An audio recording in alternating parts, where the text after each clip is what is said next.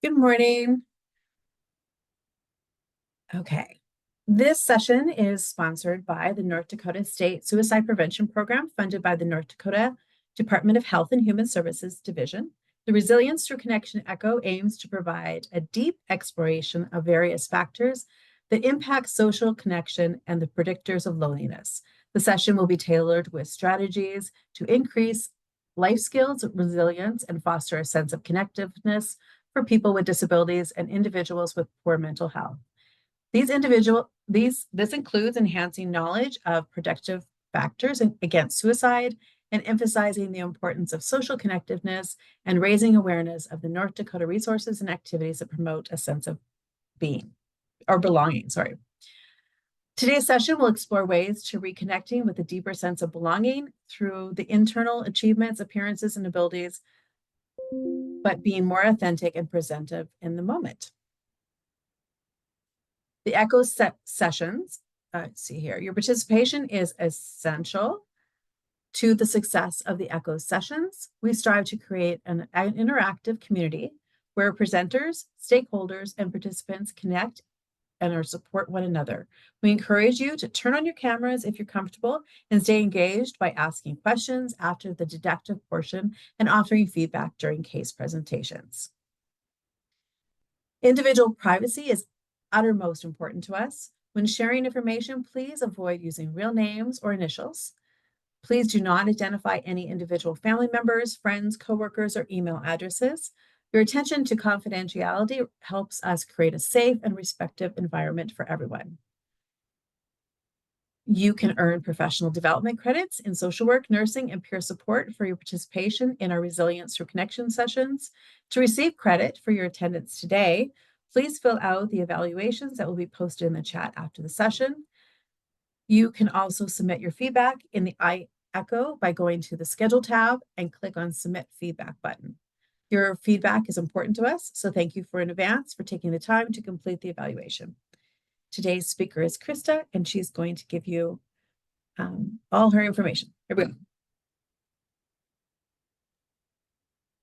Thanks, Christine. I appreciate it. Can everybody hear me? I'm getting a weird message about me not being muted. Can I just get a nod from the team? Perfect. Thank you so much for that introduction. I'm Krista Obstedal, and I'm really excited. Today we are going to talk about the science of awe and how awe can help build resilience and help people that might be struggling with loneliness. So I do want to be transparent. I'm not necessarily a subject matter in this or a subject matter expert in this area. I'm just somebody who is really inspired by the concept of awe when I had learned about it. At the time, I was taking a research methods class and a program evaluation class, and I realized how hard it actually is to conduct research and program evaluation. So when I learned that there's scientists out there that were able to conceptualize and measure feelings of awe, I was just really blown away by people's creativity. So I'm excited to talk about this a little bit more. Just a little bit about me. I've been in the disability field for 17 years. Currently, I'm a research associate and the Project ECHO director at NDCPD. I did start my career as a direct support professional at a disability service provider, and I've worn many hats throughout my career. I did assistive technology coordination, and I've also facilitated self-advocacy initiatives in the past. I absolutely love when we have echoes around mental health and well-being because I lost my dad to suicide in 2019, and at the time, mindfulness was something that really helped me throughout that grief process, but I wasn't actually aware that I was employing those practices back then. So I'm just excited to talk about awe and how this can help people who might be experiencing loneliness.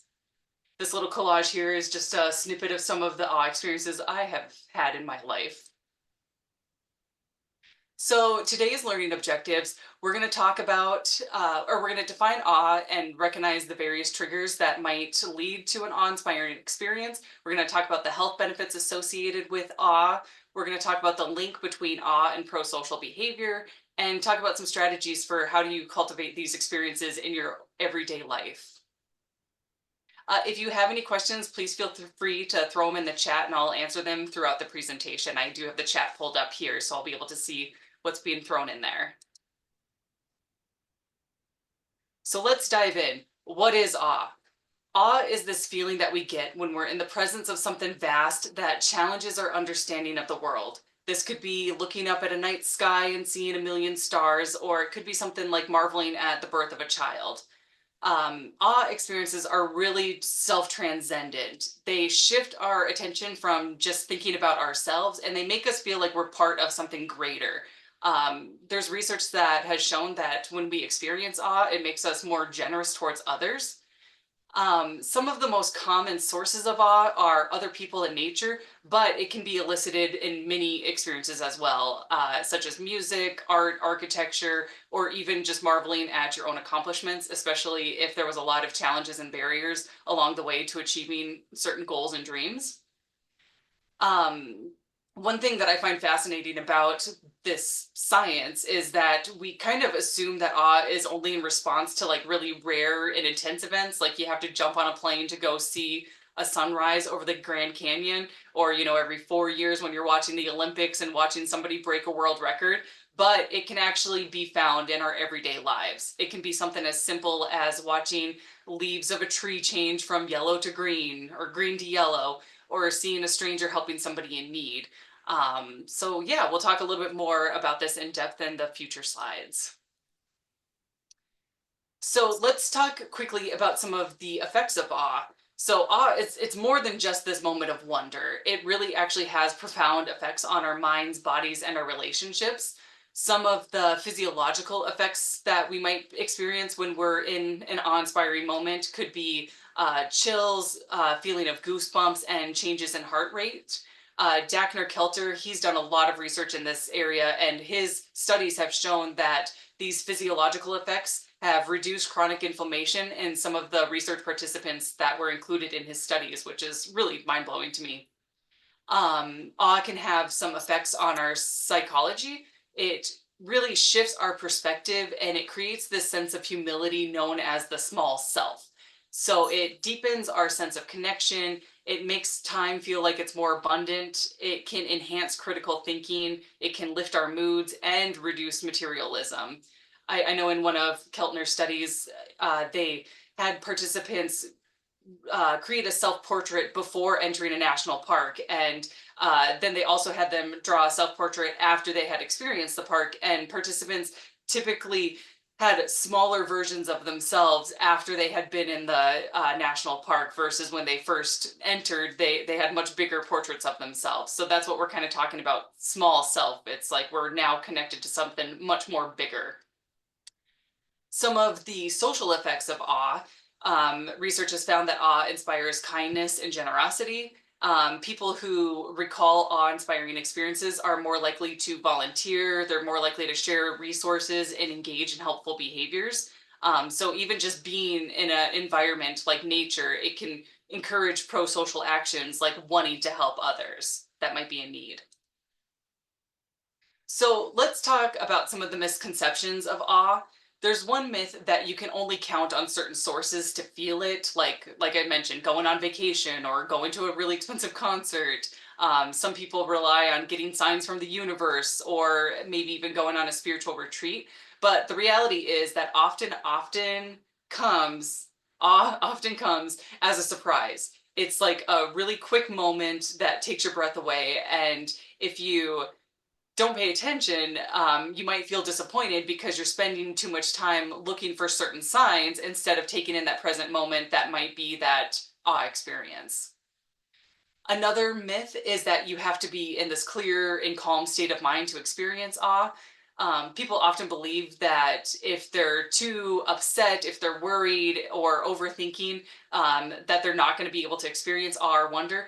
But the reality is that something amazing or astonishing often unexpectedly captures our attention and it makes us stop what we were doing or thinking about. This could be something as simple as like a strong burst of thunder, a cat jumping on your lap. I often feel awe whenever my cat chooses me and sits on my lap. It could even be something as simple as a beloved song coming on the radio when you just need to hear it the most. Um, Basically, what it is these small moments that grab us and unlock us from our rampant thoughts and crowded screens that we might be experiencing in that moment. Finally, another myth is that you need to be religious or spiritual to experience awe. The reality is there's actually studies that have shown that both science and religion can elicit feelings of awe. There was one study that showed that more than 70% of atheists reported that they felt feelings of awe, with nature and science being identified as some of the most frequent triggers of it. So, like I mentioned, I'm not a subject matter expert in this field, so I found this really great TED Talk that beautiful. The research suggests that the most common places that people find awe are in the eight wonders of life. This is the moral beauty of others. This is when we are moved and touched by other people's kindness and courage and their ability to overcoming adversity. So I have felt awe in my work just by my friend telling me that her coworker sent her a $5 Starbucks gift card because she was having a bad day. Nature is also a huge one. Folks who aren't from North Dakota, we do have some of the best sunrises and sunsets in the country if you're ever looking to visit. We also have snowstorms in the middle of April, so that's something we have going for us if you've never seen snow. We also, what is the eighth? Oh, I'm not sure actually. I guess I didn't even count all of these. Um, People experience awe through visual design. I have experienced just ongoing hours upon hours of awe at Meow Wolf. I went in there not having a clue what Meow Wolf was, and they're popping up all over the place. So if you're ever traveling, check and see if there's a Meow Wolf in that area, and I highly recommend checking that out. Disney and Pixar movies are also a really great source of awe. Some of my favorites are Encanto and Coco, even though Coco like emotionally wrecked me at the end, but I was just blown away that people were able to design and write such a beautiful movie. As mentioned, music, spirituality can be a source of awe.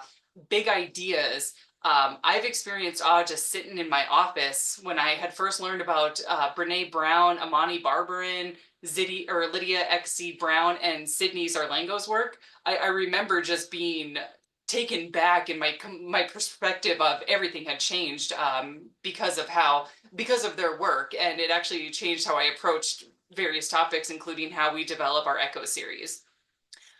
Finally, encountering the beginning and end of life. And like I mentioned, these are just some of the common ones. Like it isn't contained just to these areas. So let's reflect. When have you experienced awe? Feel free to put it in the chat or unmute yourself if you want to talk about some of your own experiences.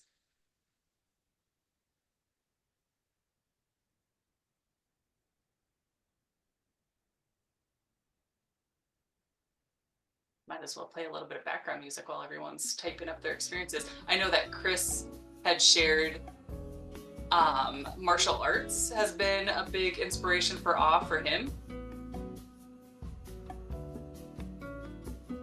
Yeah, and kind of adding on to that point about martial arts, one of the reasons that it's awe is, the guy was talking about entering conflict to ask a question rather than an answer. A good teacher will physically encourage that in you, because if you're thinking, oh, I'm going to just take everybody in here, you might find yourself in trouble. But if you go in there thinking, oh, I'm just going to do the best I can and earn what I earn, then you'll go farther than you think. Yeah, exactly. Thank you, Chris. Appreciate that. Some people have mentioned they've experienced awe at the lake. America's Got Talent videos. I agree. I absolutely love watching videos of performances. Realizing a truth about life or having a revelation from God. Sharing moments of vulnerability with people I love. Jamie, I absolutely love that. I also have experienced awe in those moments too. Watching sunsets at the ocean, Disney World fireworks and Fantasia, or uh, firework performances, absolutely. Listening to music. Oh, Hannah says watching my fish tanks. I love that. I've always enjoyed watching aquariums. When a child finally gets what you've been trying to teach them, absolutely. I think that that is a very underrated one.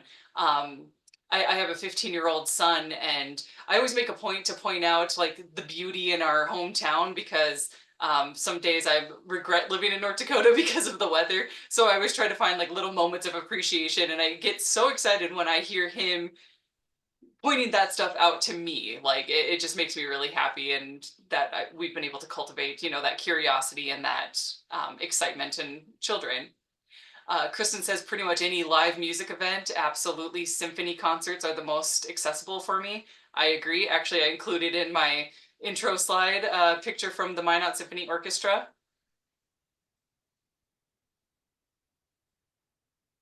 Deanna says being out in nature and watching an animal doing its thing without being noticed by them. I absolutely love that and agree.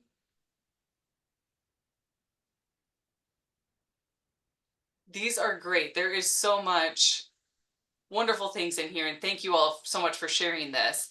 Now that we have kind of an idea of what awe is, how can we help other people experience it? Where a lot of us are in those helping professions. Do you see this being useful in your work?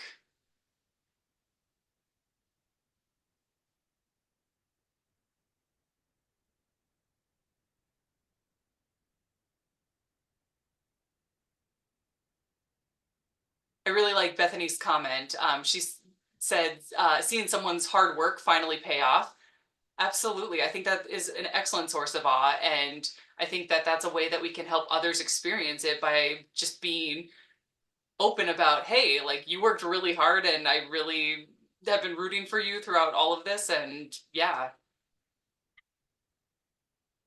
Lisa says showing pictures of grand landscapes, playing music that inspires people. Lauren mentioned showing and telling people about our experiences and pointing out examples of how you can experience awe in everyday life. I absolutely agree.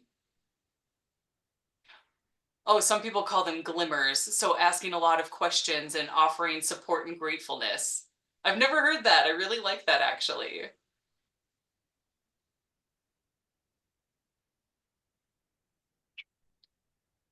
Oh, Bonnie shared a really great story. One day on the way to work, saw a beautiful flower in the ditch. She stopped and took a picture of it. And then when she showed it to people at work, they said that's totally a Bonnie thing. Take time to smell the flowers. I love that so much. Thank you for sharing, Bonnie. Chris has tutored a kid whose self-worth sometimes take a hit when his school doesn't recognize his efforts. So I told him that I saw his effort, and if it were up to me, he'd get every award. That's so sweet.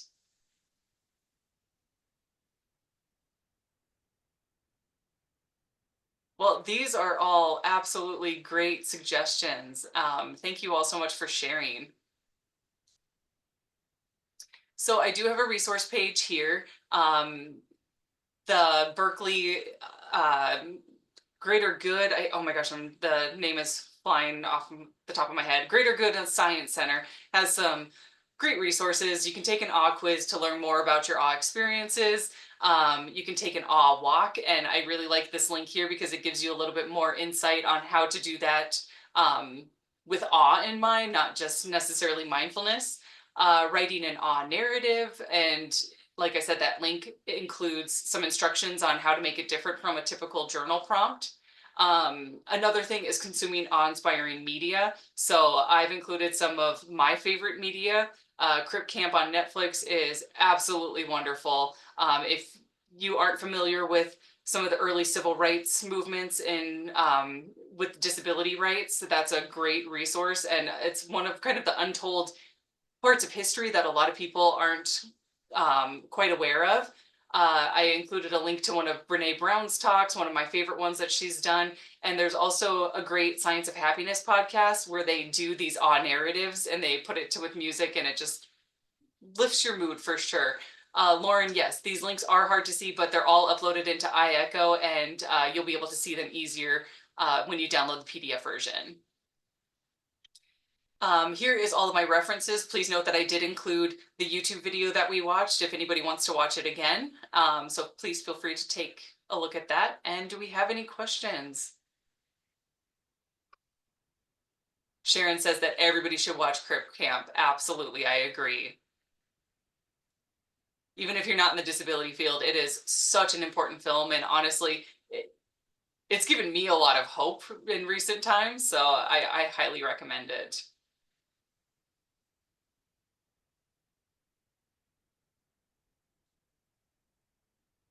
Oh, thank you, Diane. This presentation is an awe. It's cute. You know, it's actually funny. I never realized how often I say the word awe. Like anytime I get like a cute text message from somebody, my niece, she's 2 now, and her hair is getting long enough to actually braid and style. So my mom constantly sends me pictures in the morning of her French braids or her messy bun, and every single time I'm like, aw, like I just appreciate these little moments in life, and we definitely need to lean in on them. I guess the question I've got is we've had this description of awe and how meaningful this experience is. In your research of it, have you or the people researching it found something that might be considered its opposite, like despair or panic or anything like that? So I didn't necessarily find anything like that, but I did find a really interesting article on somebody who was inspired by Dagner Kelter's book on awe. And, you know, he felt really great after reading it, but then as time moved on and, you know, the bad news kept pouring in, it just made him reflect a little bit more critically on it and how can awe be used um, for the wrong reasons. And it was a very fascinating article. A lot of really great hypotheses and questions came up. Yeah. So I can include a link to that article for everyone to take a look at themselves. Dagner Kelter, or Keltner, he mentioned that he didn't think that, so say like you go to a rally and everybody is like all chanting and they're very upset about a certain cause. This isn't awe, this is rage, and it's bringing people together in a way that may not be so healthy. So it's important to kind of recognize the difference between awe and collective feelings and emotions, if that makes sense. Did that answer your Yeah, question, I like Chris? the different. Yeah, I like the difference between an experience that is unique to you and symbiosis with other people. Yeah, exactly.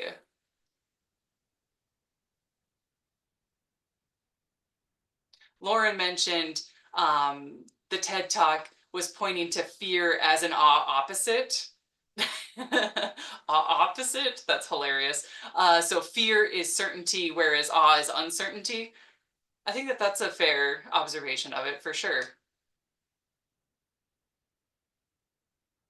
Like I said, I'm not quite the subject matter expert in it. I mean, in my own experiences, usually catches me by surprise. Like it always is something that I'm never seeking out in that moment. And there is a difference between like awe and gratitude. So, I mean, they're both very important. And there's a lot of really great research on the health benefits of just practicing gratitude. And it's beyond just listing things that you're thankful of. It's like a really self-reflective process. I don't have that video pulled up, but there's a great 5-minute video by Huberman Labs that talks about the science of gratitude and the health benefits of gratitude.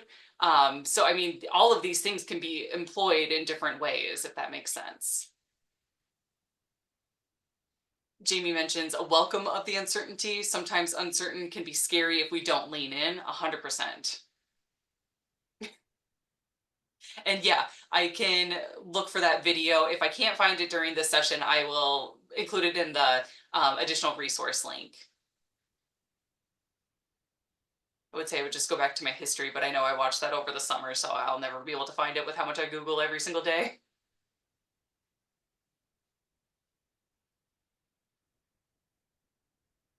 I am not seeing any more questions.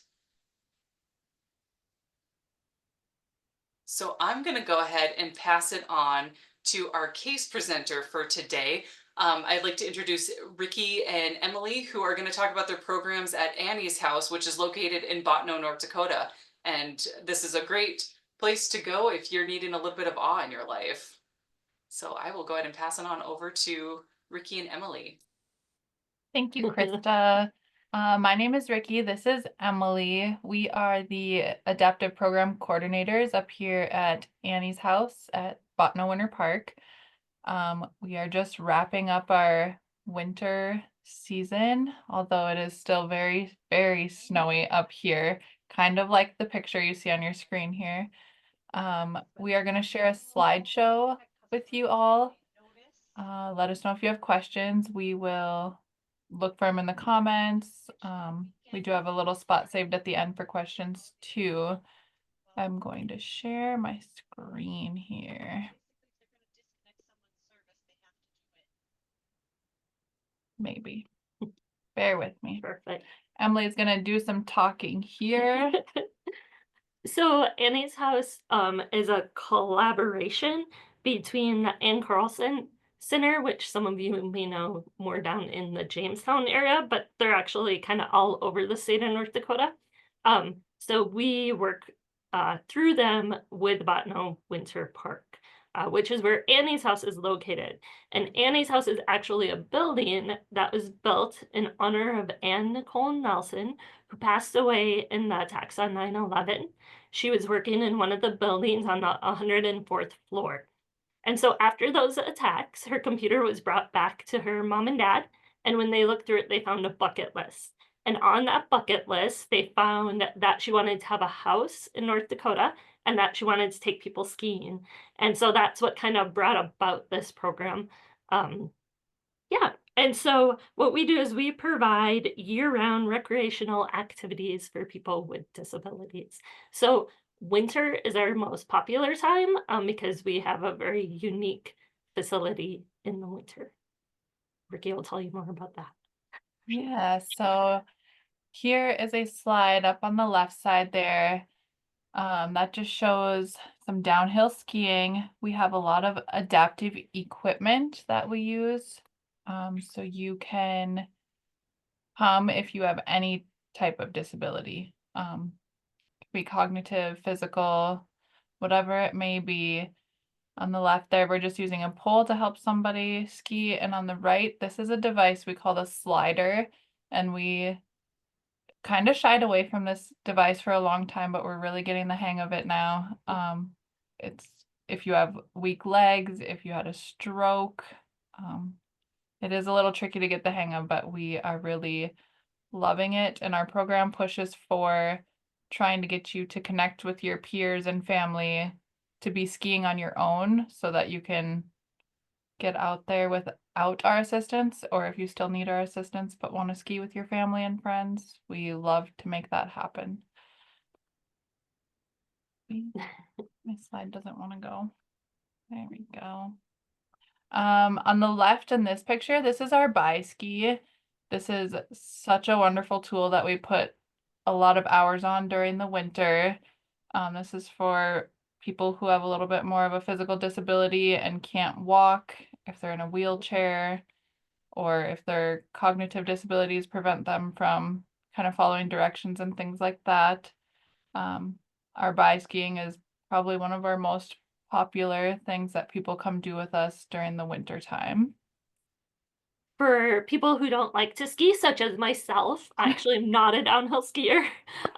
We offer snowshoeing too, so that's a great opportunity that people can do here at the Winter Park. And we have a really easy, less than a mile loop trail that people can go out on, and you can go guided with us or you can go on your own. Another one of our most popular things here at Botno Winter Park, even not for the adaptive program, but everybody loves to go tubing. It is a thrill. For the adaptive program, we do have double tubes that we use sometimes for those people. So if you are in a wheelchair, you can still sit in the tube and your helper or whoever it might be, your family member, can kind of pull you around so you don't have to get up and down out of the tube. You stay in it on the lift. It's really fun. Everybody loves tubing so much. It's fast, exhilarating. So once our snow melts, we do continue to do programs here. We have a nice big building, so we can do a lot inside of our building, like this time of the year when we do not have nice weather outside. So in the left, the picture is what's called the Wizard's Maze. So we come up with a maze, like maybe you step from purple to green to purple to red on those squares, and you try to make it from one side to the other. And so we come up with that, and then the students try to figure out what the maze is by like taking steps forward, and we tell them if they're right or wrong. So they have to remember what they've learned and then try it again. And they all take turns doing that, and that's super fun. We also like to do a little bit of science. That's kind of my thing. That's what I went to school for. So in the picture on the right, we're making bird feeders. We do have a lot of nature up here at Botno Winter Park. So we'll talk about the different animals that you might see here, and then kind of do little nature crafts associated with that. Also, but not pictured, but we do also have bingo, which is a lot of times we get people just that want to use the building. And so we will do bingo with different groups. And we also have a super cool thing. We just don't have any pictures of it right now. It's called a tumble track, and it's a big blow up like mountain, and you climb up the mountain, and then you slide down the other side of the mountain, and then you land on a big like bouncy house bottom like track, and so you can bounce or do somersaults or do whatever you want to do. It's called the tumble track, so it's really great, especially for like younger children, to come out and get some energy out inside when it's not so nice outside. Here in this photo, this is a picture down at our pond. It is currently being worked on for our Botno Winter Park's new snowmaking system, but we do bring people down to the pond and we kind of take the nets out and see what we can find. It's called aquatic inverts. That is a big favorite of our summer groups. It's really interesting to see all the little almost microscopic bugs and critters that we can pull out of there. We do have 2 track chairs that we use in the summer, fall. Sometimes they get stuck, so the spring is a little iffy, but we do take those out on the hiking trails. We do take them out in the winter as well, but it's mostly popular in spring, summer, and fall. But we do that kind of when the mud dries. Emily loves to do aquatic inverts. That I do. And so in this one on the right, again, you can see a picture of our trails. Our trails are really wide, so that the tractor can go everywhere that we go. And we do have what's called a story walk. So for that little mile loop, we have signs out that tell a story. It changes throughout the year. Sometimes it's like a storybook, sometimes it'll be more science related and might give you fun facts. We've done scavenger hunts, so it kind of changes. But that again, like our trails are always open to the public. If you want to use the track chair, we need to be here, and the building is not open in the summer. So you just need to give us like a 2 weeks heads up so we can get your message and then schedule a time for you to come in. But the track chair is always available for people. It's just we're only sometimes here. So and we need to be here to get it out of the building for you. So that's lots of fun. We also have some art boards you can see on the left. So these are really fun. You can bring them out and you can like do a portrait of the person on the backside, or you can paint what you see through it. We just use, like washable finger paints. So very easy cleanup. And we pull these out usually when we have groups. But again, they're kind of always available. We also have a large water balloon launcher. So this is another fun activity that we do with groups, especially on the warmer days, like in August when we have groups come, it can get pretty hot. So it launches water balloons from one launcher to another launcher, but the launchers have ceiling, like a roof on top with holes in it. So when your water balloon hits, it doesn't hit the person directly, but the water does dribble through onto people. So that's pretty fun, and it's accessible for anybody. So Water Wars is another fun activity we have in the summer. Before I move on to the next slide here, Kelly or Keely asked, do we offer summer camps? We occasionally have summer camps that we open up for everyone. Just follow our Facebook page. We only maybe do like 1 or 2 a summer. All of the activities are free to individuals who have any type of disability.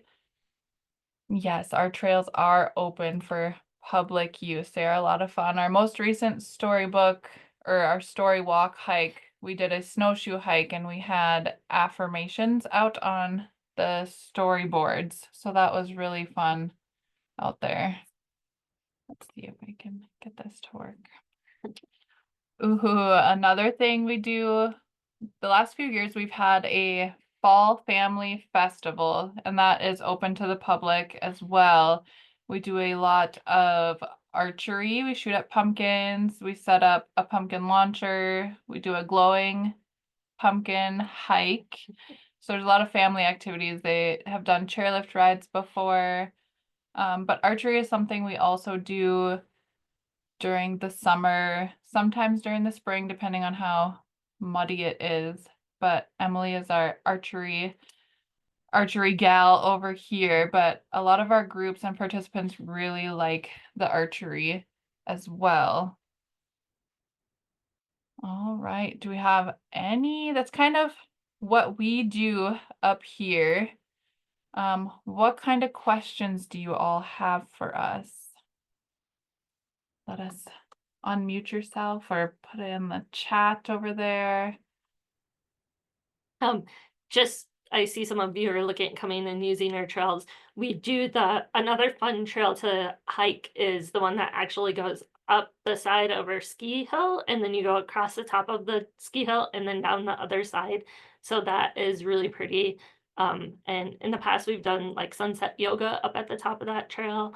And so it is a really pretty hike to do like around sunset time. There's a question in chat.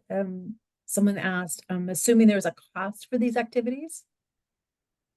So all of our activities are free. For like, we have a lot of school groups come and that's always free. We have individuals come, and the only part that would cost is, say you came as an individual with your family, you would get your lift ticket or your ski lesson, whatever you need. That is free, but your family would have to pay lift ticket or tubing pass or whatever it might be. So it is free for all individuals With a disability. with a disability. Yep. Are there trail hours? The trails The trails are always open. always open? The building is most often not open in the summertime.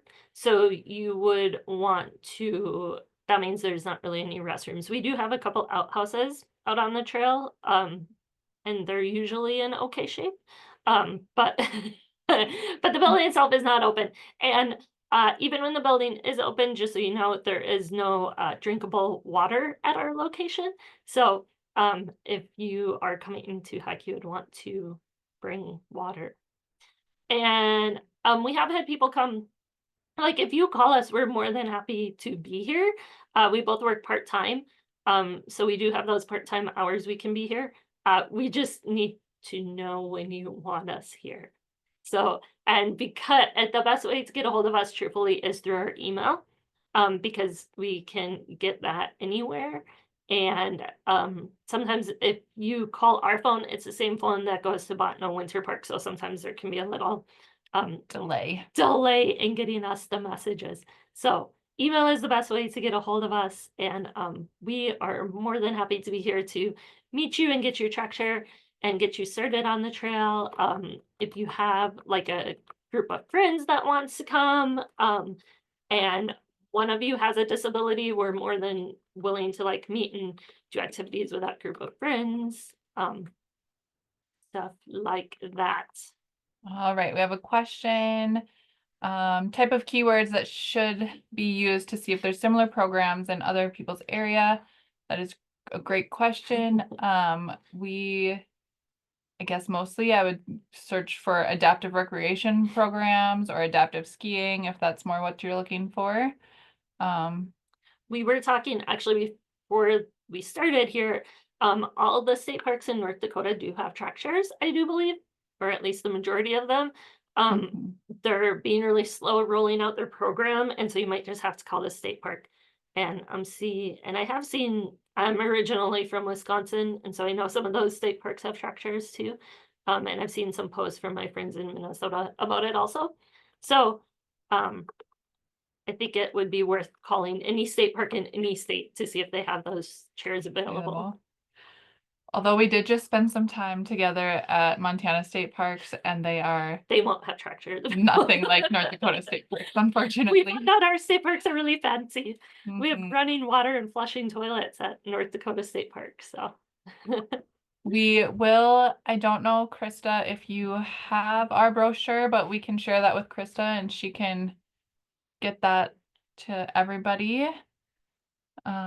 I am the pickle lover. Emily likes pickles, but I love pickles. There are no age restrictions. It is so exciting for us to have small kids. I mean, we do give lessons to children as small as 3 years old.